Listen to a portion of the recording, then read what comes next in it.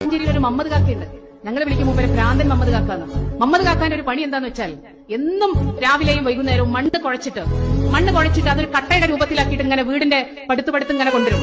അപ്പൊ എല്ലാവരും ചോദിക്കും മമ്മദേ കുടിക്കാനായോ നോക്കും.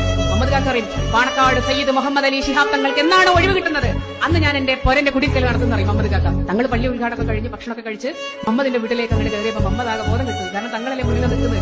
സ്വപ്നത്തിൽ വിചാരിച്ചിക്കണോ?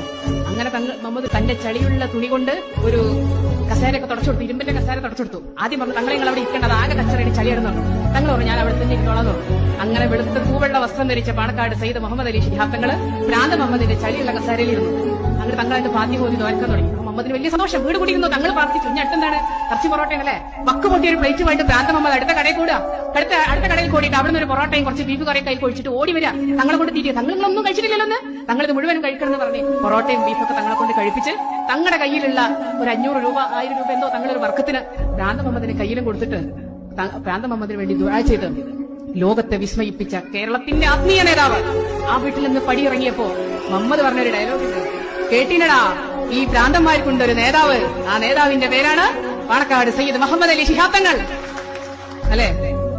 ഒരേ സമയം ലോക നേതാക്കളുമായിട്ട് സംവദിക്കുമ്പോ ഭ്രാന്തൻ മുഹമ്മദുമായിട്ടും മമ്മിണിയുമായിട്ടും കേശവനുമായിട്ടും രാമനുമായിട്ടും അവരുടെ വിഷമങ്ങളൊക്കെ പങ്കുവെക്കുന്ന ശിഹാബ് തങ്ങളേക്കാൾ വലിയ